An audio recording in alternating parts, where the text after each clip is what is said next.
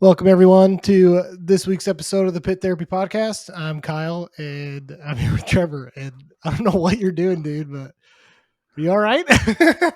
What do you mean? Literally, like we started and immediately you froze.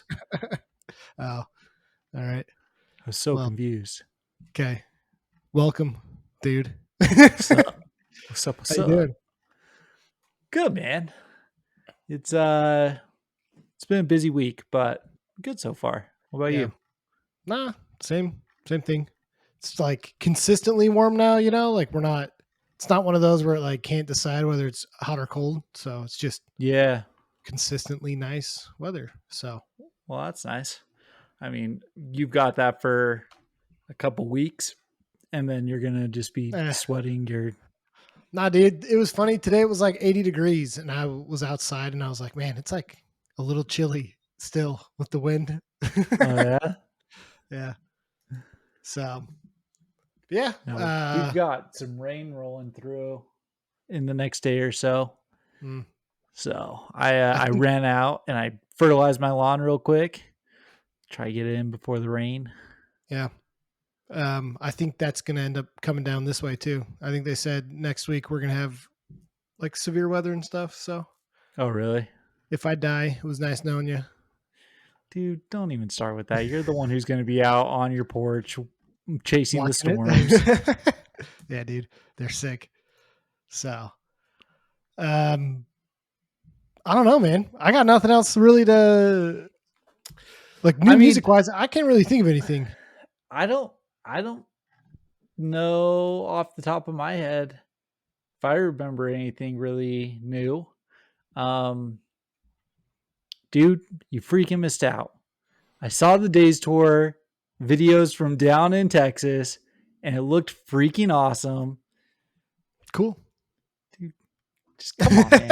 You got to do that stuff. I'm going to Obituary and Terror on Saturday, so that'll be fun. Not an excuse. Come on. Nah, it's a fine excuse. And then just announced Die Young is coming back to Dallas. Was it May 25th? 24th. 24th. And they've got I can't remember the bands. There's a couple out-of-state bands that they're playing with. Yeah. I mean, I'm not familiar with the bands they're playing with, so I need to look into them. But if they're playing with Die Young and Daniel says that they're cool guys, like, yeah, my guess is they're probably pretty solid. And I think the full Pit Therapy is going to make an appearance at the show. So flying down. I'm flying into Dallas, and my wife was like, so immediately after I fly in, I go see Die Young. I'm staying the night with you. And then I'm flying to Boston from Dallas to meet my family in Massachusetts. And like, my wife was cool with it. Like, she was like, yeah, you're good. Just go. Like 3 hours after I booked my ticket, she had a massive panic attack. And she was like, I can't do this. I can't do the airport with all the kids by myself. Like, you got to call Kyle and you can't go. I was like, not doing that. You said I could go. We just booked this. Like, you'll be fine.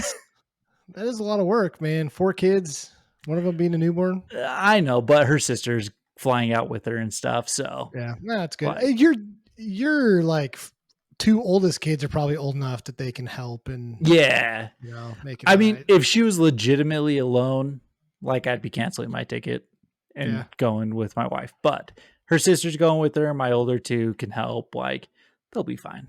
Yeah, that's sick. I saw that Combust is coming down here. Yeah.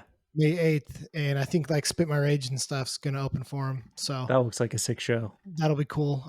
I'll be heading out to that one. So yeah, definitely go catch that one for sure. Their Combust's new album is like unbelievable. Yeah. Have you listened to it? I have, but not enough. Like, I think I've listened through once or twice. They leaned quite a bit more into like the crossover thrash sound, and I'm like, oh yeah, I'm remembering this now. I just threw it on real quick. It's like, okay, so it's New York, right? So you get that very New York style, but then it is that crossover. Yeah, So yeah, dude, it's it's sick. Mind Force if it was thrash vocals instead of Jay and his like just yelling. But the album, I'm a huge fan of the album. I've listened to it a whole bunch. I've combusted all over the place listening to it. So it's good stuff. I'm excited to see him. Dude, come on, man. There's no way Yeah, dude, that like everybody uses that. So combusted all over them. yeah. Go up to them at the show and just be like, "Hey, I've combusted to your album," and see Yeah, what dude. they say. Maybe I will. I Maybe I guarantee will. they're like slappy or something. They're just like, Probably, no. or maybe they'll combust too. Who knows, dude? I'm gonna say probably not. Yeah. So I don't know what other tours you got.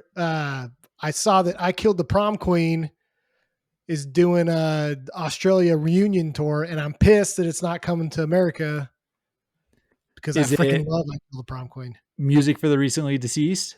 I don't know that it's album anniversary. I think they're just playing like a Just reunion. playing some shows. Yeah. That's cool. Like music for the recently deceased was amazing. Yeah. The rest of their stuff was okay. Like it's not bad, but like I'm not jumping out of my seat to go see their newer albums. I'm jumping out of my seat for music for the Yeah. recently deceased. But the rest of it, like it's cool. I heard You it's know. like 2/3 of the original lineup, which is Oh, sick. sick. So So it's probably going to be a lot more of the old stuff. yeah, probably. Like what is that song, Colombian Necktie? Yeah. Yeah. Dude, so nasty. Dude, if we got them to do music for the recently deceased with a Parkway Drive playing Killing with a Smile, like, dude, Oh my gosh. I would combust everywhere, you know? That is one where it's like I'd pay a lot of money to I would go to too. that show. I would fly. Dude, I would them fly. bring D's nuts with you. Like, let's go straight old school Australian, like hardcore metalcore Yeah, it'd be sick. would be wild. Yeah. Oh yeah, dude. Your shirt would look better with the Colombian necktie. Did Just we ever see nasty. that Kill the Prom Queen? Did they do Warp Tour one year? I don't think I so. feel like I Did feel like I've seen them play. I thought we saw him one time, but I don't. I'm gonna have to look it up now. Because I know that I've seen what's the first song? Sharks in Your Mouth. Yeah, yeah. I swear that I've seen Sharks in Your Mouth live. I mean, maybe Parkway covered it. No, it was. I'm pretty sure it was I Killed the Prom Queen. Maybe I haven't, dude. I don't know. Too many. They did play the 2015 Warp Tour, is what it says. So maybe did you go to 2015? I don't know if I went to. I don't I think don't I know. went to I don't think 2015. so. Did they tour? So they toured the U.S. Any other ones? I'm looking. Oh, dude, this album's so freaking good. Yeah, it is, dude. Like that's a band that it's another one like we should talk about just for that album. But also, I don't necessarily want to spend a whole hour on just that album. So, I mean, I actually really did like Beloved. I thought it was good. I mean, it is what it is. You know what I mean? You never listened to Beloved? I literally think the only album I listened to them was Music for the Recently Deceased. I mean, they were so hit and miss, like in terms of like performing and music coming out after that. That Beloved was 2014, yeah. So I don't think I ever when Goodbye Means. Yeah, I think that. Yeah, I don't know these albums. From Autumn to Ashes. Yeah, I don't know. I can't remember if we saw them. This was a band that we would have seen if they were here. So I would be surprised if they came through Utah and we didn't see them. I'm trying to find if they were over here. Not seeing anything yet. Maybe not. Yeah. Anyways, we can keep going while I'm scrolling through here. But yeah, dude, that's nasty. I would love to see this old Australian metalcore, hardcore. Like, dude, it's just so good. It Like that was. time, I don't think like going back today, I don't think you would appreciate it as much as that we appreciated it back in the day. Dude, it was just Maybe not. It is this type of like melodic metalcore is not really around though right now. So because Balmora, no, but like the Ashihara's. vocals, they're way too fast though. This was like really slow melodic metalcore. I don't know. Dude, It just sounded different. It did. freaking those days metalcore bands right now. They are definitely giving me the throwback vibes. I freaking love it. You are wild for not agreeing. I'm lowering my desk. So, do Yeah. you got any other tours or any other music? If not, I had kind of a random question to ask you. Um, no, I mean, there's been a few more shows that were in. Oh, Bleeding Through's coming through. They're playing May 31st out here at State and Church, and Crow Killer's playing again. So if you missed them on Days Tour, go catch Crow Killer because again, I don't know how much. I don't know how much stuff is going to be happening with those guys going forward. You should go Yeah, see them. And Bleeding Through, playing with Bleeding Through in a small venue, that's going to be a sick show. yeah, that'll be cool. That'll be way cool. Bleeding Through is one of those like not hardcore bands, but part of the hardcore scene. You know, Yeah, it's for sure. authentic. And like I think they were here 10 years ago was the last time that they came through. So it's been a while. And I think it's going to get wild. I think it's going to be a good throwback show because I do think that they have some contacts still here in Utah. So I think it's going to be sick. Oh man, I'm this unfortunately out of town. yeah, I forgot about this band. To be honest with you, it's not my Who? thing. Bleeding Through. Oh yeah,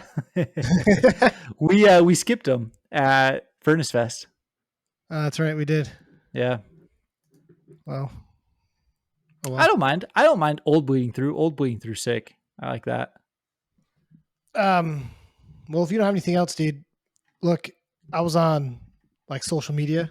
I don't know Yeah. what's wrong with our algorithm, but like some of the band's music that's popping up uh, is like this really cheesy, corny, like girls making not very good music, and I'm convinced it's AI. Right. Okay. My question is, how much AI do you think is really out there right now with music? Do you think it's completely taken over? Because there's this. Have you heard of the theory called the dead internet theory? No. So there's this theory that like nothing on the internet is real. That all the comments, all the posts, all this stuff is done by AI and bots. Like I no mean, we're one, fake. like there's a really small portion of like actual people that are doing things on the internet, I and mean, everything else is just bots. is that even a question at this point? Like, where are you going with Not this? really, not really that. I'm just saying, like, how much AI do you think is in music right now? Do you think it's completely taken over? Do you think that? No. Do you think you can't tell anymore if it's AI? No, I don't think so because you do still see the bands that like have a random AI song get added to their Spotify and different things like that. And it sounds like the bands, but at the same time, I do think that you can somewhat tell. I haven't listened to a ton of it, but But we're talking like, so we live in this really random corner of the music world. Like, I think we can spot the music we listen to if it's AI fairly easy, right? I so mean, you're we talking talk a about lot music of in general. talking about music in general because again, this I thought about this because all these like, and even like you click on the profiles of some of these like female artists that pop up, and you look at it, and you're like, I can't even tell if these pictures are real. Sure. And so I'm just thinking, like, do you think that everything else, the other 98% of the music world, do you think AI is just completely overrun it? Do you think that like these songwriters are just done? It's just AI now. I mean, probably, but the fact is, like, the most popular stuff, it's like it's the same chord progressions and stuff like that that's just happening. And so all that's happening now is instead of a huge sample library where they've probably just rearranged chords, beats, all of that kind of stuff. Now it's just AI rearranging it for them instead. So like I think that that's not surprising to me. I think what is going to be interesting is lyric writing. What feels Yeah. genuine going forward? Or what's just write me a catchy pop song Yeah, with no, like a hook about my dog. sure. Like Dude, that's I what's heard going to be weird. like one that kept popping up was this like girl that's singing country, and it was like something between her and a Miller Lite. And I'm just like, dude, these are not like, there's no way that you're like sitting down thinking about like lyrics and you're just writing that bullshit, you know? Right. like, Right. like it's got to be AI. Like, there's no other explanation. And maybe I just have higher expectations of music, which is another point I wanted to bring up in a second. But like, I don't know. It doesn't feel. It feels like it's got to be AI to me. Yeah, but that's what I'm saying. Like lyric writing, easily, I could see someone who's just like, write me a country song about sitting on my back porch with a beer. And you know what? Let's make it a light beer. And you know what? Miller's actually my favorite. So let's switch it to Miller. Now make it Yeah. all rhyme. Like, because that's what you can do with AI. You can just keep like No, adding I your know. prompts and filtering it down. So Yeah. yeah, I do think that you're going to get very surface level music coming out in the future.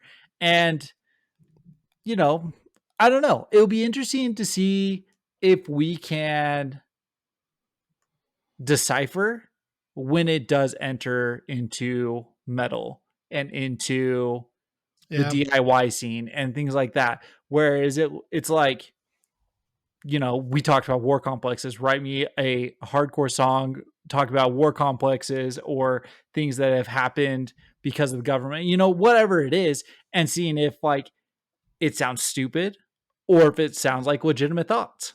Yeah. It's gonna be interesting. I mean, I think I think people that are into like actual hardcore, I think that we are self aware enough to hopefully not fall into that trap. I think a big, we've talked about it, a big reason why we're so involved is because of the realness of the scene. Like, we talk crap on bands that are just fully backtracked when they're playing. Like, it's already creeping in there into a certain extent where like I saw a band open for Sailsin that I wasn't even convinced they were playing the instruments up there, Sure. you know? And so the logical step for them is to just have AI write their music too, because they probably don't even know how to write their music. Sure.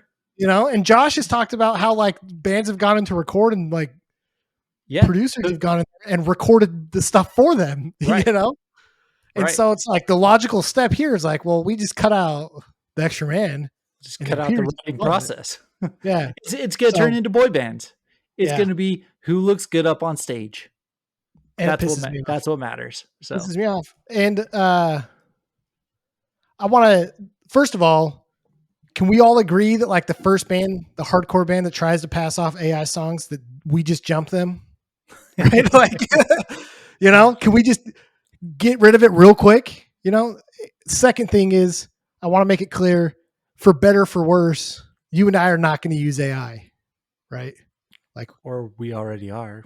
No, I'm not. The shitty content that we release is 100% coming from us. Yeah. I mean, right? Listen, if anything was trying to replicate this, like they're doing it would be much better, or at least much more coherent. Like, I hope people can understand that like we're trying to be as authentic as we can, and for better, for worse, all the content we put out there is done by me and you. That's why our editing sucks.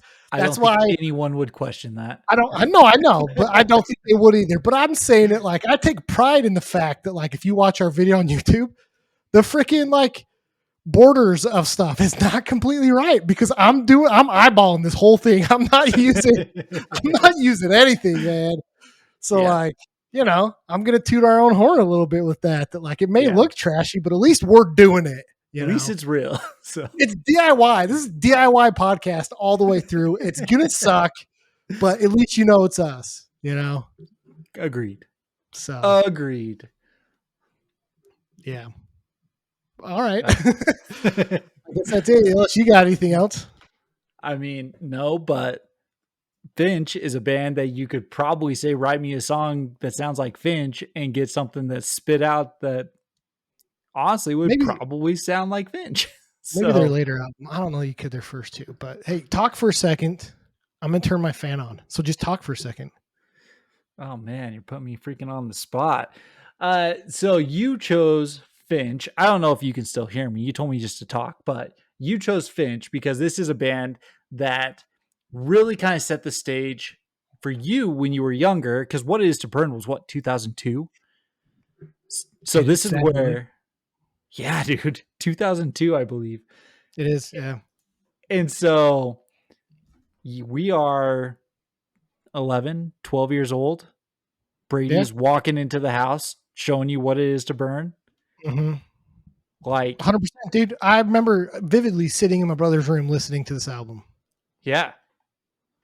So you said that you wanted to pick this band because of the absolute nostalgia hit and the impact What It Is to Burn had Yeah. on you. So this is a Talk band about I've it. wanted. Yeah, this is a band I want to talk about for a while because I think What It Is to Burn is probably a top five, and people are probably keeping count and being like, "Dude, you've had like 30 top fives." What It Is to Burn is seriously like a top five album for me. It's been as influential musically to me as probably any other album. I will always regard this album as one of the greatest of all time. And I Yeah. wanted to talk about this band because I literally can't say that about any of their other albums. I don't know that there's another band that had a single album be as important to me when the rest of their discography just did not hit it for me. You know what I mean? Trying to think of who there might be. But I mean, yeah, a lot sure. of these bands we've talked about, like Thursday, like you at We still least listen to more. you at least have two albums there that you could put up against any other album in the genre, right? Yeah. Fair. Like that's what I'm saying is a lot of these bands that we've talked about, you could put at least two of their albums, most of them more, against any of the other albums, and they're still better. I don't know that I can say that about Finch, but What It Is to Burn, honestly, might be one of the greatest albums of all time. And this is what's crazy is they are so extremely polarizing with Yeah, that take alone. I know. Like, What It Is to Burn was very monumental for us. Say Hello to Sunshine is groundbreaking for a Yeah, corner of post hardcore that has just absolutely latched onto that album. And like, I I didn't get it, right? Like, Say Hello to Sunshine. I have the album. I bought the album. It's right here. I took the time to go find my physical copy of the album. I really enjoy it today. I bought this album and it sat in my room for probably 10 years with me listening to it twice. yeah, Like I didn't get it because of What It Is to Burn. yeah. No, I remember listening to like two songs of Say Hello to Sunshine when it came out, and I don't think I ever listened to it again until maybe the last couple of years I tried listening to it. Yeah. And even then, it was like I was in a point where if I didn't love it, I wasn't going to listen to it. And so I just didn't listen to it. You know, Right. I've going back and listening to it now. I think and actually sitting down and like sitting down and paying attention to it and listening to it, I might be able to have a little different opinions towards stuff in that album. Yeah. But it's just What It Is to Burn, in my opinion, casts such a large shadow for this band, for me, that I don't know. Like it's nothing would have come close to it, even if it was really good. But like you said, people feel that way about Say Hello to Sunshine. There's people that are like, yeah, What It Is to Burn doesn't do with me. I don't know if they were dropped as a kid or like ate a lot of paint chips or something. Like, I don't know, but I don't get it. Yeah. It's interesting. So I mean, get into it. Like, Yeah. talk about why this is such a monumental album for you. Because, like, let me just start off by saying I listened to Finch because of you. Okay. Like, that's what it was. I didn't have What It Is to Burn. I listened, and again, we're 11 and 12 years old. We weren't burning CDs at the time. Um, So when I listened to it, it was in your basement.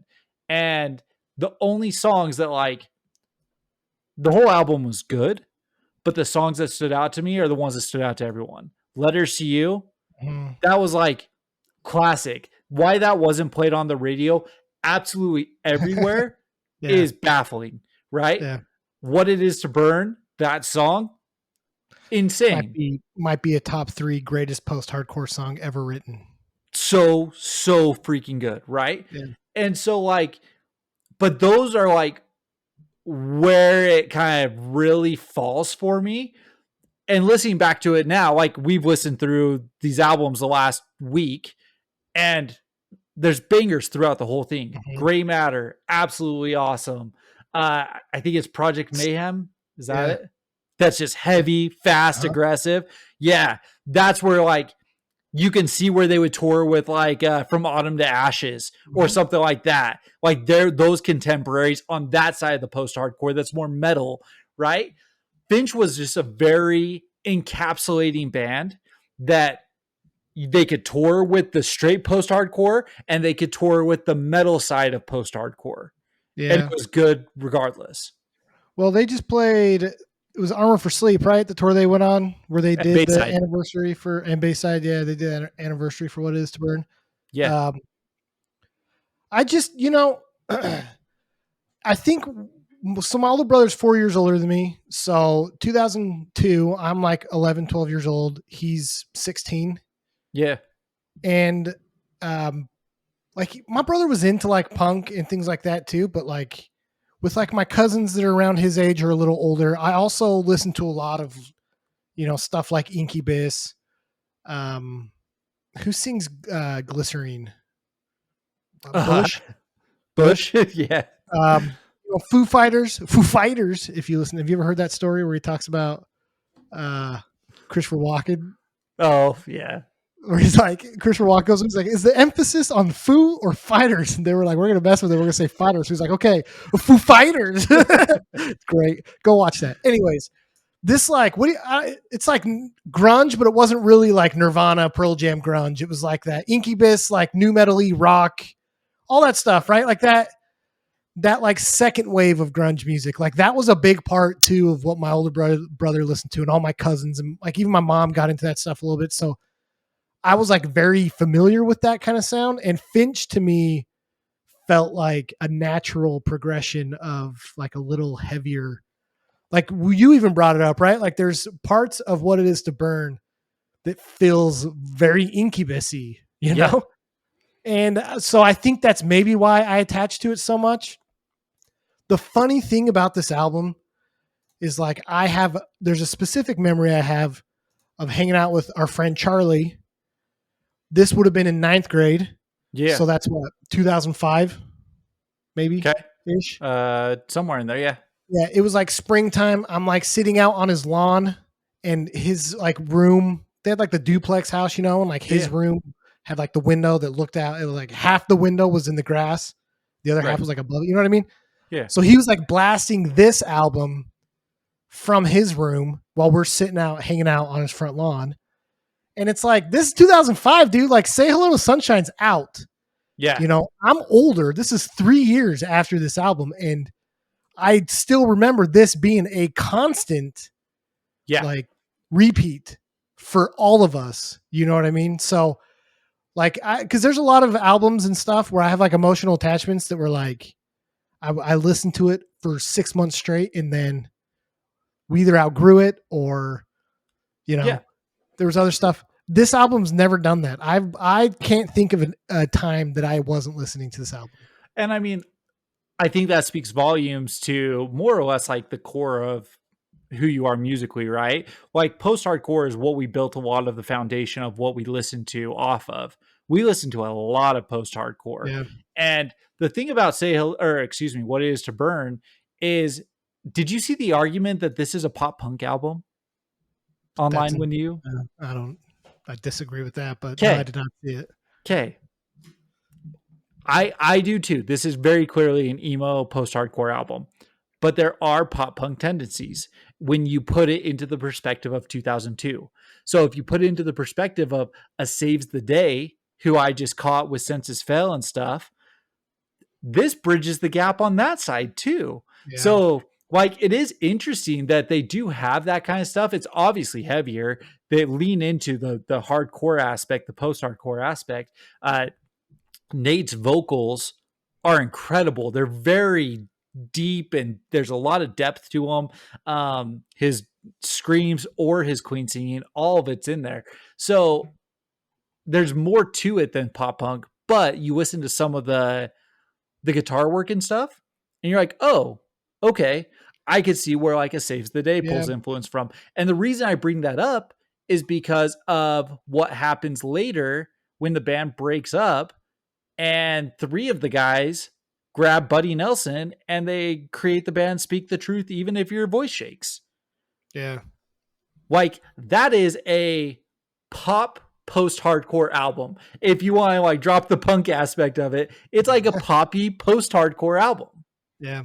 And so like it is interesting to see where they go from here because they experimented hard after this Yeah. album. Which, I've heard there's a lot of, it didn't seem like this band really got along, and we'll get into that second. I mean, I don't know what else we have to touch on with What Is a Burn. One thing that's kind of funny is I remember being like 12 years old and listening to songs like Gray Matter. Yeah. And like 12 years old, and it's like significantly heavier. Right. And but as I'm like getting older, like I listen to way heavier music than Gray Matter. Oh, 100%. But for some reason, there's still this like mental block in my head that when like Gray Matter and Project Mayhem come on, I feel like I have to skip them because like 12-year-old Kyle would have skipped them, See, that's funny because at that point we're listening to AFI, The Art of Drowning and stuff like that. Those so albums, that, though. Huh? This is so much heavier than that. Project Mayhem and Gray Matter are way heavier than anything AFI did. I guess it's more punky. Yeah. Yeah, like Project Mayhem's like a freaking Converge song almost. Like the Chariot. Like this is like a Chariot song. On that. They're not technical on any of that stuff. Go listen to the beginning of Project Mayhem and tell me you couldn't pass that as a Chariot song. All right. Listen, it is heavier. This is pushing us now. Like you just said, we're getting more comfortable with screaming. We're getting more comfortable with heavy. As I mentioned, if you weren't listening to this, were you really going to get into From Autumn to Ashes? Were you even going to get into Boy Sets Fire? You know what I mean? Like, Boy Sets Fire is a good band to like kind of compare them with, Yeah.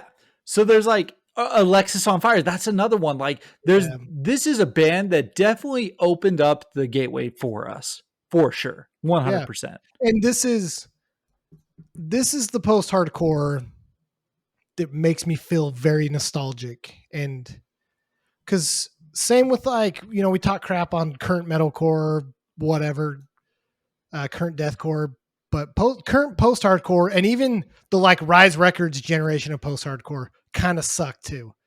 Like I know people loved like Chiodos, but like that's just emo music. But everyone like packages them as post-hardcore. Like this stuff felt like actual post-hardcore to me, A Static Lullaby, Boy Sets Fire, Alexis on Fire, like you're saying, like that. Like let's bring back the like straight jeans with the carabiner and the like zip up jacket that's open, like not emo hair, but like just normal long hair, but it's kind of bowl cutty, like that's the hardcore bleached and spiking it up just a little bit throughout. Yeah, dude, like the Static Lullaby singer had like the front part that was dyed, Yeah, like let's bring that kind of post-hardcore back. I don't want the Hot Topic-y post-hardcore, So yeah, I just the problem is I think that this leans too much towards alt rock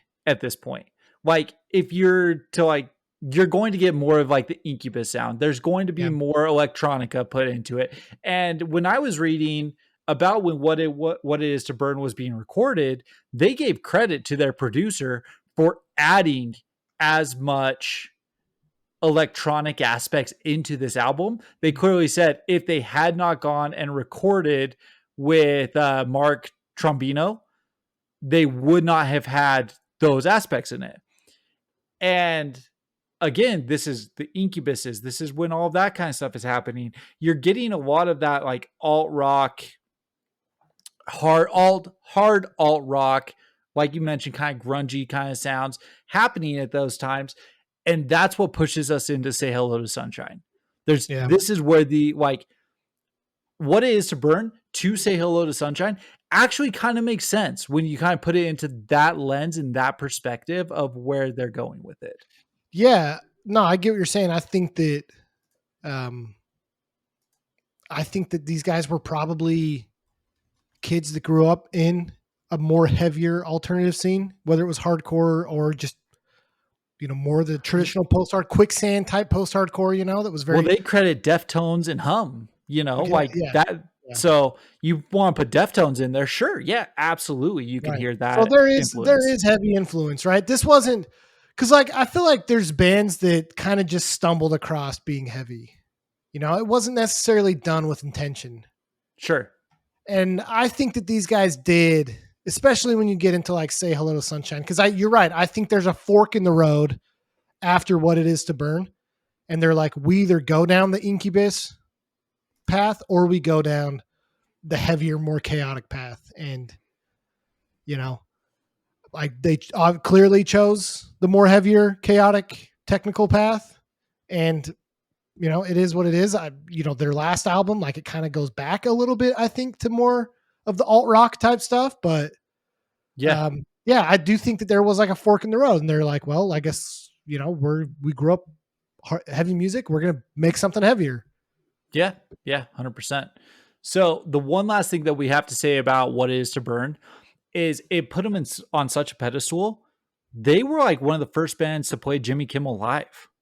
Yeah, that's crazy. They played Jimmy Kimmel. They played the Carson Daly Show. Like they were on NBC and ABC. Yeah. This band, and it's mind blowing. Yeah, but still, to have I'm saying this to be like that, because Knocked Loose was just on Jimmy Kimmel, and you're less surprised about that.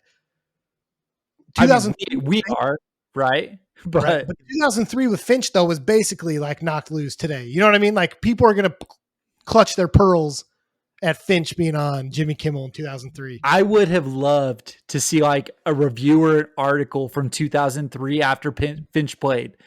What would that have even looked like? You know what I mean? There's video of it. Awesome. Oh, I've seen the video. Yeah. But I'm talking I'd want to read in the newspaper. Did you see what was on Jimmy Kimmel Live last night? It was a Satan worshiping death metal band called Exactly. Exactly. He was up there. He was screaming with the devil, all that kind of stuff. About the sun being on fire. The last thing I'm going to say, and then we'll move on. Say Hello to Sunshine. What It Is to Burn, not the album, the song. Yeah, is perfection. You could, if you looked up in the dictionary of the perfect song, this could be there. The way that it's this slow build up to this super emotional chorus, even then the beginning of the song where he just it stops and he screams she burns. And I'm just oh yeah, combust, man. It's so good. When they announced the What It Is to Burn tour, I turned to my wife and I was like, if we go to this, you're going to see a grown man cry. This song means more to me than almost anything that we've talked about. Yeah. So I got to get that out there. A lot of people, even the people that say Hello to Sunshine is their best album, every single one that I saw still said What It Is to Burn is their best song. Oh, interesting. So how many bands do you think you could do that for? Where you're your favorite album's one, but your favorite song of the band is another one. That just shows you how good this song is. Yeah. That's absolutely a fair point. All right. That's my monologue about What It Is to Burn. And it's just, we could end it there because I don't really care what happens next. And you know what? So immediately when I went through and I listened to this, I text you and I was just like, Finch is not good. Like, Finch or Say Hello to Sunshine or Finch? No. I said the band Finch That's is right. not good. Like, that was my text to you. All right. Listen, for better or for worse, like, I will tell you guys what I say to Kyle. That's not going to get us canceled, right? That's a cancelable offense, right? But Maybe. I literally texted that to you. I said Finch is not good. I went back through.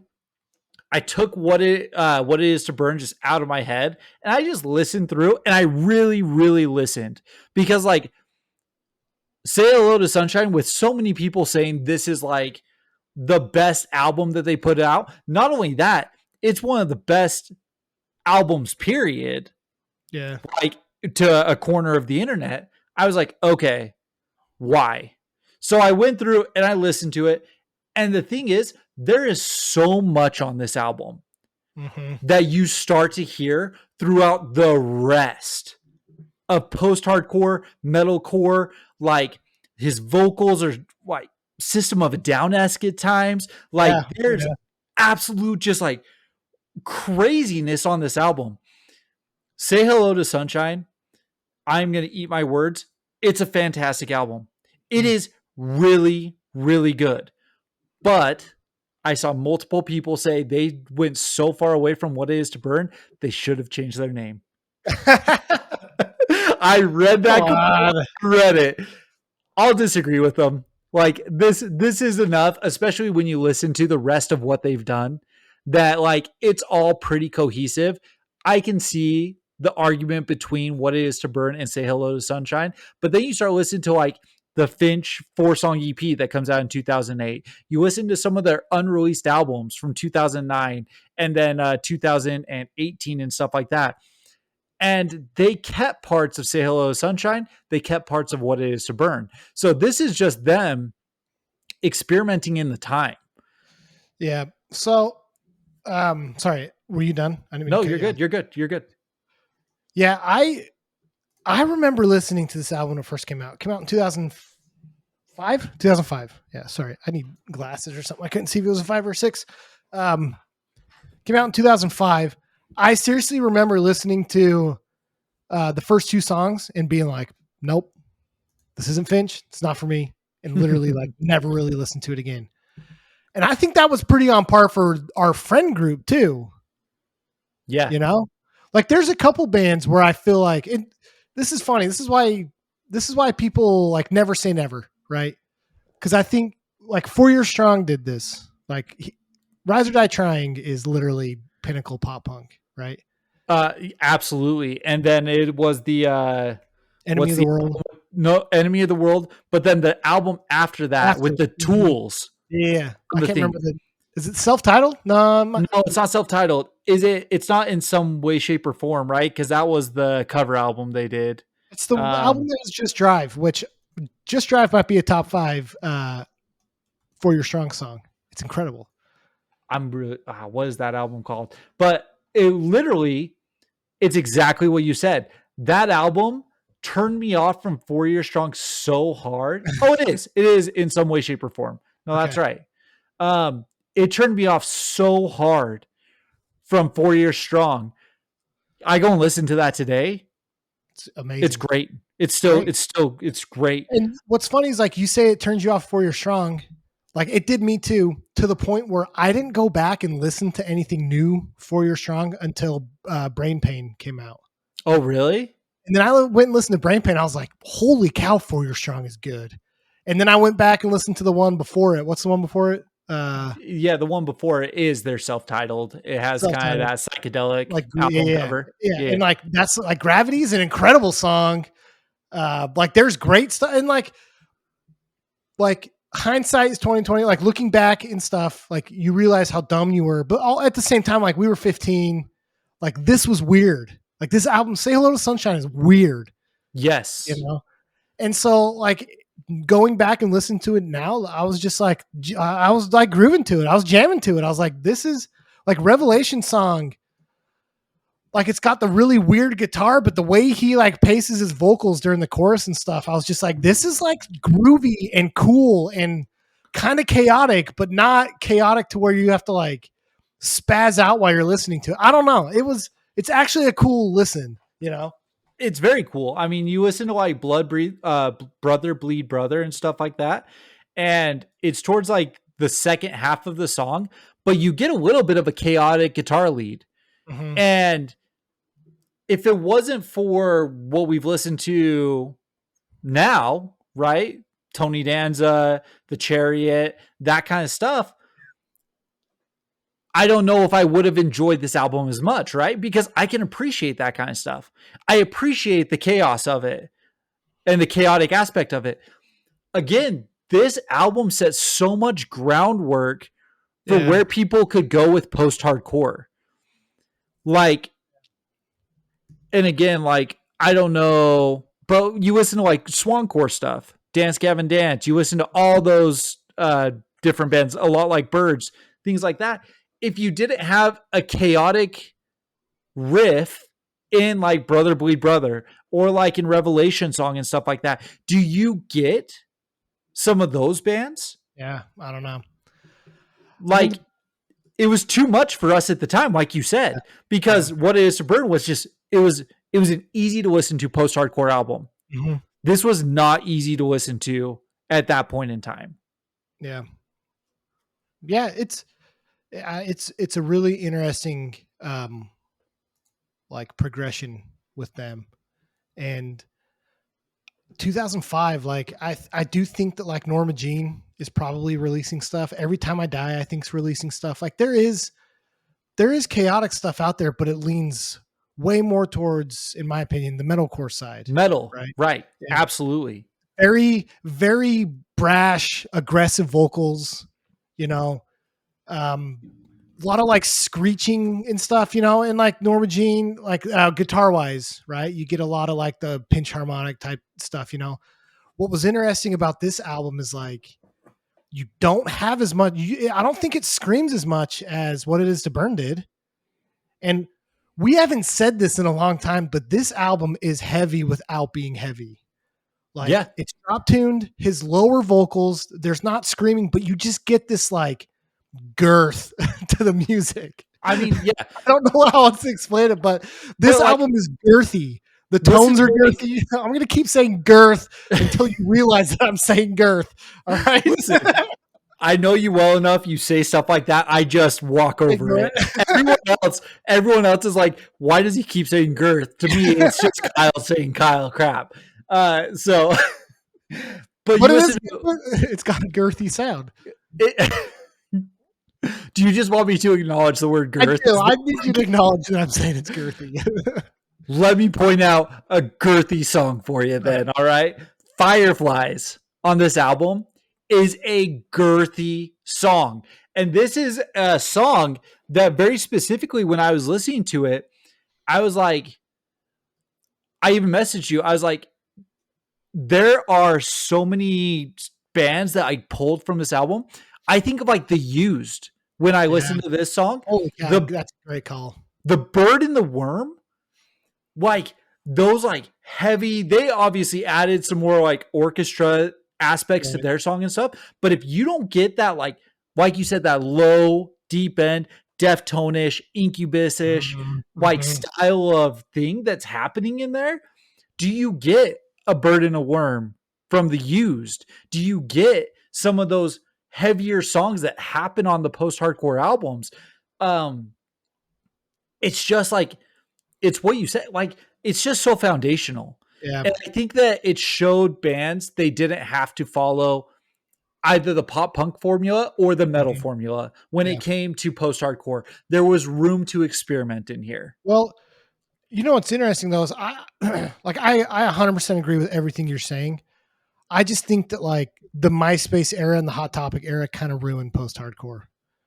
Sure. Because, and maybe it's just because we're older now, but I would way much rather listen to this album than I would anything that like Chiodos or Alisana or whatever vampire ripoff band was out. You know what I'm talking about? Yeah, but the problem is we call those post-hardcore, but they have post-hardcore aspects, but they're not I post. know. I Like know. that's the problem. Post-hardcore is just so encompassing. Too much falls into this. Well, it's because I don't know that people understand like where to categorize some of this stuff because it's not. This isn't metal. This isn't hardcore, but it's heavy, and like Yeah. you can see the influence of heavy music in it. And like I think that this album and maybe Artist in the Ambulance might be your best. Like if you had to show somebody, give me the picture perfect definition of a post hardcore album. I'm probably showing you Artist in the Ambulance or this album, honestly. And it's funny I say that because I still think What It Is to Burn is better. Yeah. But I think when you look at like how way before their time this album was, and if you go back and listen to it, how technical it was, how heavy it was without being heavy, how Yeah. girthy it was, like it really is a good album. Like it Yeah. really is a good album. And I understand where people are coming from, however wrong they may be, by saying that this is the best Finch album. Like I get it. If you're getting into this music and you're getting into heavy music, and the first album you hear is Say Hello to Sunshine, it's gonna have an effect on you because you probably didn't hear anything like this before. Or if you're coming through the route of the radio, if you're coming through the route of alternative rock, and all of a sudden you're like, I want something with screaming, but I've been listening to, again, Deftones, Incubus, that kind of stuff. This is definitely going to scratch that itch, and it's going to open the doors for more of this kind of stuff. Bite Marks and Bloodstains, dude, that's such a good song. Such a good song, right? So like it's hard for me because I even said it, like I was not a huge Finch fan. I told you this story when you decided to do this. I bought Say Hello to Sunshine probably the day it came out.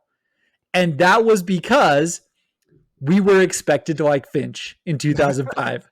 It was because Finch was the cool band. It was the band that everyone talked about. This is what post-hardcore is. What It Is to Burn is what post-hardcore is. So I went to the store, and again, that album cover, fantastic, right? It's cool, yeah. Dude, the artwork, absolutely insane. The dude's name is Jeff Soto. He also did, and I was like, I've seen this artwork somewhere else. He did Halifax's cover too. And dude, I just love it. But back to what I was saying. I went to there, and 2005, my parents are hard scrutinizing anything I'm bringing through the door. Like I had just come home with Senses Fell, Let It Enfold You with a Burning Man on the front body, where I'm like, I am hiding this in my pants so that my mom doesn't find this one. I just walked straight into the door with Finch with a house, and it says, Say Hello to Sunshine. Oh, that's positive. Easy enough, right? She might not like it, but she's not going to sit and read the lyric sheet on that one. She's going to read the lyric sheet on the Burning Body, man. So yeah. You were able to hide that Senses Fail album in your pants because of your lack of girth, is all I'm saying. All right. So, what else? Anything else on Say Hello Sunshine? I do know that I do know that there was a lot of like contention in the band, not contention the band, but contention in the band with how they wanted to go directionally. I don't know if it was necessarily after this album or if it was after the next one and why they broke up, but I know that the vocalist, Nate, wanted to keep the Say Hello to Sunshine sound, the more experimental, darker, little heavier stuff, but the rest of the band wanted to do more of what It Is to Burn, kind of the alt rock, post hardcore. Yeah, I mean, that's what I read, is just they couldn't agree on the correct direction to go, which is what more or less led to it. So the next thing we got, though, was a 4-song EP in 2008. It was self-titled. Did you listen to it? Did you find it on YouTube? I listened to a bunch of stuff on YouTube, but I can't tell you which one was. So it's the black background. It had the gold circle with like the F. Yeah. Okay. Yeah. So you can absolutely see the Say Hello to Sunshine but you can also hear just what 2008 post-hardcore was on this Yeah. album. It felt very much more like a contemporary album for what you would get in 2008. The song like Daylight, dude, it's such a good song. Comes in just like a little bit of a chaotic riff, the screams up at the front. So that's where you're going to get like that Say Hello to the Sunshine aspect. You get a little bit deeper into it though. And it goes into like what we were talking about, that almost sound that you get on like the Used and stuff like that. Mhm. So it's a great 4-song EP. It really is too bad that they just couldn't get on the same page. Right. I don't think though they could have done this without Nate. Like 100%. it's hard 100%. to say that, right? Like I hate No. but here's the thing. I hate saying vocalists are the face of the bands. But it's true, right? Like Well, typically, especially in this style of music, if you lose your vocalist, it's really hard to continue on. yeah. Yeah, but there's like so there's a difference between like the vocalist being the like gimmick part of the band than a vocalist that like really complements and helps define their sound. And I don't know that Finch would have been able to do this with any other vocalist. I really don't. Like his voice is so unique. I mean, it's really not even that unique of a sound, but like in this music, it is unique because again, especially at this time in post-hardcore, you've got all the whiny, nasally post-hardcore vocalists. Yeah, when you hit 2008, yeah. Yeah, and here's a guy that doesn't. He's got a lower register. It's almost Right. like Boy Sets Fire, dude. We talked about this with Boy Sets Fire. I think that bands like this are probably hitting the time frames around 2008 to 2010, and they're looking around. They're like, I don't recognize this anymore. We don't know what to do. You know, Sure. like Say Hello, Sunshine. I didn't look at numbers. Do you know if it was received as well as what it is to Burn? Um I don't. I didn't look at numbers. Here's the problem though as well, like it got passed around different record labels. It started on Drive Through, went to MCA, and then ended up being on Geffen. I think on the album it has But see, multiple. It has Drive Through and Geffen okay. listed So together. like the point to make with that is that like maybe even the record labels were just like saw the writing on the wall and they're like, what do we do with this? Well, to be honest, like that's almost what Yeah. it feels like. It was like What Is to Burn was so good, and they did so well. They're hitting the late night shows, like they're on MTV, they're on everything. They're blowing up, and it almost seems like the record labels were just like, "Do it again. We'll just Yeah. let you do it again." And then they got the album, and they were like, "Oh, What is this? yeah, Yeah. didn't do it Well, again." So so that's where you start thinking about the 4-song EP. Like, you know, it probably does pull sounds from both. And they probably were sitting there like, well, I don't want to write this, but like nobody pushed Say Hello to Sunshine. We had issues with that. So we can't go back to that sound. We got to go back to What It Is to Burn. So I don't know. Like I know that there were issues with it. I know that that's part of why the band broke up. And, you know, we can get into it after the next album, but I don't know if you had anything else to listen to the EP. Like the EP was fine. I don't know why they're unreleased. Like they should have just released this stuff, but I think the EP did get dropped. I don't know why it's not on streaming services. I think that one did get released. The next one, though, they did write an album in 2009. yeah. What did I send to you? What was it called? Was it Phantasma? called? No, that's the 2018. Was it called World of Violence? Oh, Um, I sent it to you and our other friend Chris. It was World of Violence demos. Um, This is around 2009, and it was good. I liked it. Like, here's the thing: the music that they were writing was good. yeah. They were just that's the troubling part, though. Like, how do you write something, record it, and literally just gotta go to mix and master, and like you fight so hard that you're just like, screw it, we'll just scrap it. Yeah. Like, that's wild. Yeah. I So don't know. I mean, I know there's other bands we've talked about, like Will to Live talked to us about that. That, you know, there was like an unreleased, I think it's on Bandcamp though, actually. yeah. But that it was just like there were issues and they just didn't release it, but now they did, and I don't know. I mean, I've never been in a band, so I can't tell you what that process is like.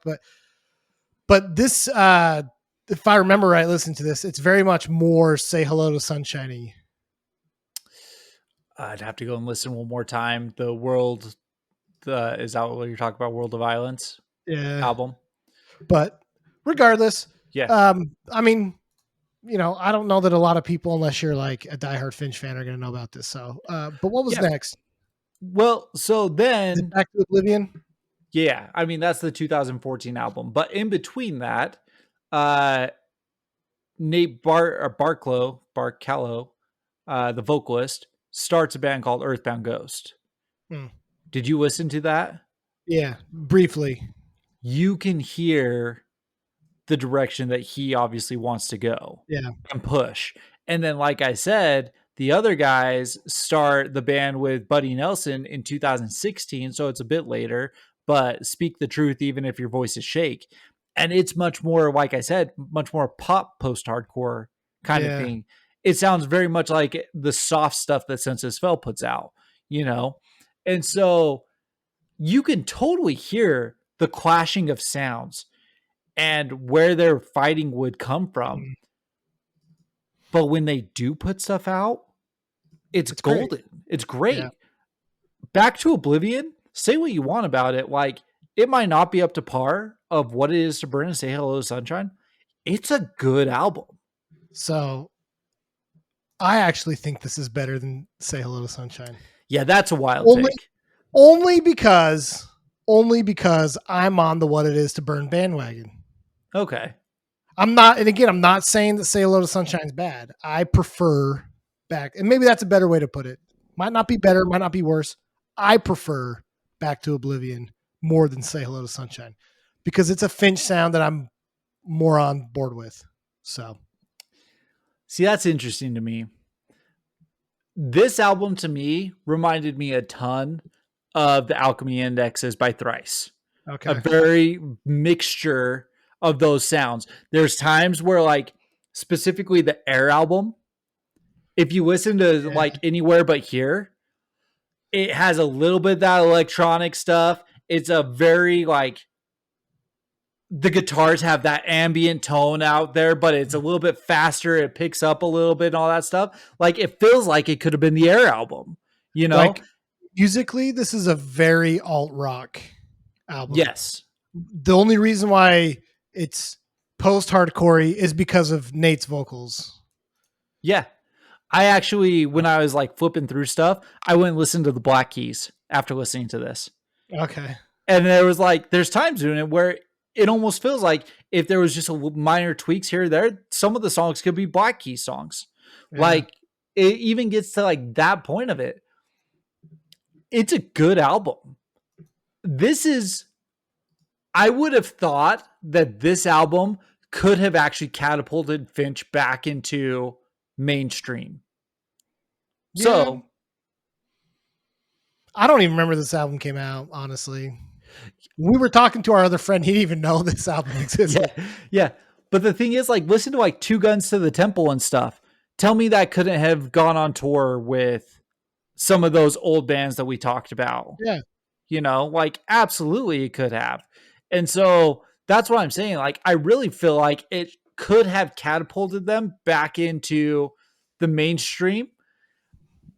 It's weird to me that there was just so much infighting that they just couldn't get together and figure Yeah. it out. Yeah. So, because this album's 2014, released on Concord. Yeah, I mean, 2014 though, like, I don't know. I don't know the relevancy of this kind of stuff. You know. Yeah. If this would have came out 2000, when was He Is Legend at Hate You? I don't know. I feel like this album could have toured along He Is Yeah. Legend at Hate You. It's because like go back to our He Is Legend episode. Think about some of like that sound change, some of that experimental stuff. Like they are starting to get a little bit heavier and they're changing their sound. Like I feel like there was a wave of this style of music. I just don't think it hit at the right time.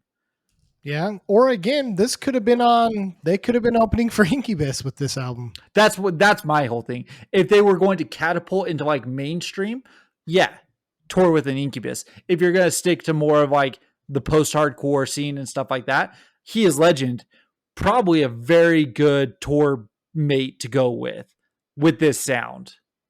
Yeah. Like I think that would have been a very complimentary band for them. Yeah. What is it? There was one song. I can't remember what song it was. Inferium, the really slow song that like builds up to the really cool end. Okay. I really like Inferium. It's like the second to last song. It's really cool. There's nothing that stands out to me in this album. Like it sounds good, but there's nothing that like blew me away, you know? Yeah. And I think that goes to the type of music it is. Like you said, it's more at this point alt rock, like hard rock. You know what I mean? So it's not necessarily what we're listening to, but if you do want to put it into the lens of the music that we listen to and the bands that we could associate with them, it's a fine album. Like it's a good album. I'd rather listen to this than most of the radio rock that's out there. You know, like I would rather put this on. But you hear what could have been on like Phantasma and stuff like that. And I just think that they had so much, like they're just talented. Yeah. They're just a talented group.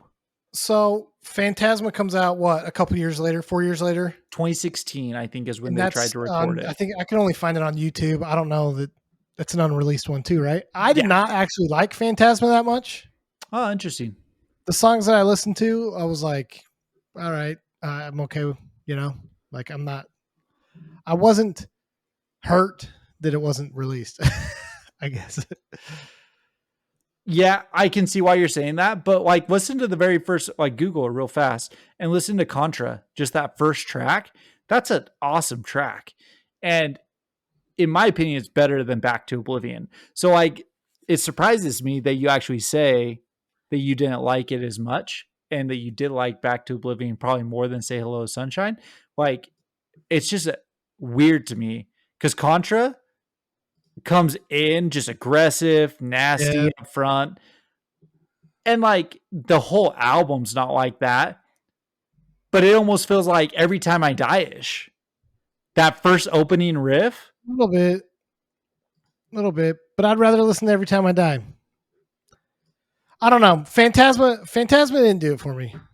I get that. The songs I listened to. What did do it for me though were the songs they released after. Did you listen to those 4 like Monuments? No, so I didn't see that one. Okay, so there were songs that were released after Phantasma. There's 4 of them. Okay. 4 unreleased demo songs. Monuments is the picture perfect Finch song. Could have been on What It Is to Burn. When did this come out? I don't know. Oh, is this the one that they played live? But it shows them playing live, but it's a recording. Okay. I did listen to these. Yeah. Okay. Like Monuments could have been on What It Is to Burn. It's a great song. Yeah, 100%. That's definitely a throwback Finch song. Yeah. Like I love that song. I think that song's like a great song. The chorus is just catchy as all get out. These buildings are burning. Okay. Yeah. I did listen to these. Okay. This definitely goes very, back. Very alt rocky type stuff, but you know. This is what I'm saying. You go and you listen to the one that they did with Buddy Nelson, Speak the Truth Even If Your Voice Shakes. Musically, it's a lot more like this. Yeah. Except for this then adds in some of what Back to Oblivion and Say Hello to Sunshine did. Like you get that more poppy, upbeat style of post-hardcore, but then they add some of that little electronic sounding, little quirky, almost like Fall of Troy-ish sounding at times, like things in there. But then, yeah, like the chorus to These Buildings Are Burning, old school Finch. Just straight old school. Yeah. And I love it. I think this stuff's good. The comments, people are just like lighting them up. Like, and what's funny, these were released like 8 years ago, and there's people that are like commenting like this year on it, saying Yeah. like, "What are you guys doing? Write another album with these songs and release it." You know, and I agree. So, Yeah. but I don't know, man. Like, this band really does mean a lot to me. It was fun going back and listening to like Say Hello to Sunshine. Um, I felt super proud as a dad because I was listening to What It Is to Burn, the album, and my kid was singing along to like all Nice. the songs. Like we were listening to Letters to You, Oh and yeah. he knew like all the lyrics and stuff. Um, and man, that just made me feel nostalgic because I wasn't that much older than he is. You know, Right. when I started listening to this band, Dude, and that's true. yeah, and that's like an emotional feeling, you know, to sit there to someone around the same age I discovered them, and this album just holds up so well. The production of it is so well done that you can still listen to it in 2025, and it gives you the goosebumps, you know, like the first time I heard it. So I Yeah. don't know. I'm glad we talked about this band. I don't know that we've talked about bands that were polarizing, but this one like truly feels like really polarizing between the first two albums. It's But interesting. But yeah, listen, you can like What It Is to Burn and you can like Say Hello to Sunshine. absolutely. Like, Absolutely. there's merits in both. It So took me like 15 years to realize that. But I did, you know, and I'm glad because absolutely. yeah, like it's just solid music. I mean, it'll go down in history as some of the greatest post-hardcore, and even, you know, in my opinion, What It Is to Burn could go up Yeah. against any song in any genre. And the last thing I will say is you go and you look through Reddit and stuff like that where they say like who are the top post-hardcore bands? Finch is not mentioned that often. I know. But then when you say what are top post-hardcore albums, What is Burns? Yeah. or say hello to So, Sunshine, just to be yeah, like just depending on who you come from. If you can't say like if you say one of their albums is one of the best, but you can't say the band is the best, the band, in my opinion, they just failed on what they did. Their art was so good, and they could have been the top of the freaking stratosphere, yeah. and they missed it, I unfortunately. but okay. So like we say that, but how many of these bands have we talked about like From Autumn to Ashes, From First to Last, you know, even Boy Sets Fire, Thursday to some extent. Maybe less Thursday now because those last 3 songs they released were like killer. But a lot of these bands flamed out really hard to the point where you're like, man, was it worth making that album? Like, why put it out there if it's ass, you know? Like, we haven't lately talked about a lot of bands that have only had 3 albums, right? I guess these guys That's had a true. bunch more albums, but they only had 3 released. Yeah, 3 actual A lot of these releases. bands, like From On to Ashton, has like 5. From First to Last has like what feels like 30, you know? Yeah, yeah. But it's like, did they need to do that? Like Finch put out music that was groundbreaking, incredible. You know, sure they maybe could have gotten more popular, but I don't know what that would have done to them. Like, would we be sitting here talking about 4 other albums that were just like, you know, like we did Parkway Drive, where we're just flaming them the whole time? That's fair. That's fair.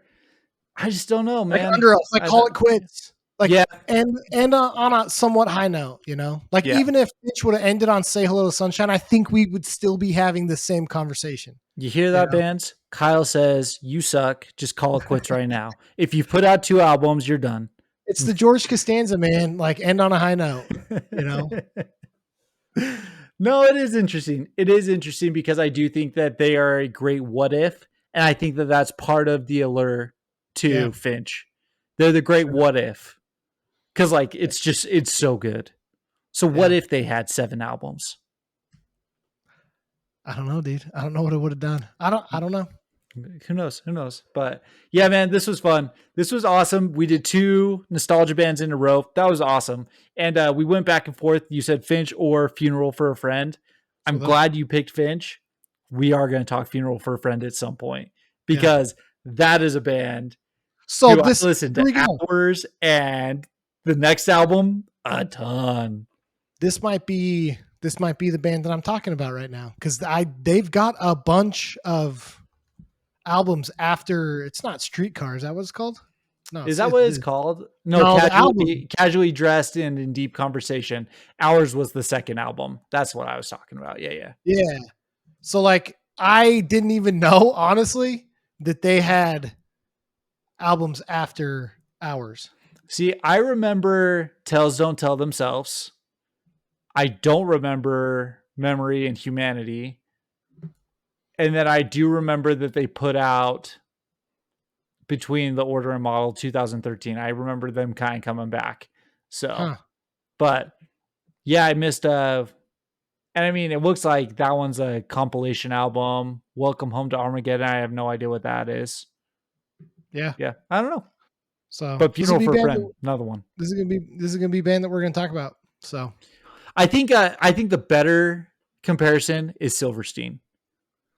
Silverstein is a band that has continually put out music, and what I'm saying is there are albums that you just miss, like just because they just have kept going, and every now and again you'll get a release and you're like, oh, that Silverstein was pretty good, and then you go back and you're like, oh, I've missed 3 albums since they put out like this since I was listening to them. Like maybe that's what would have happened with Finch if that had been the case.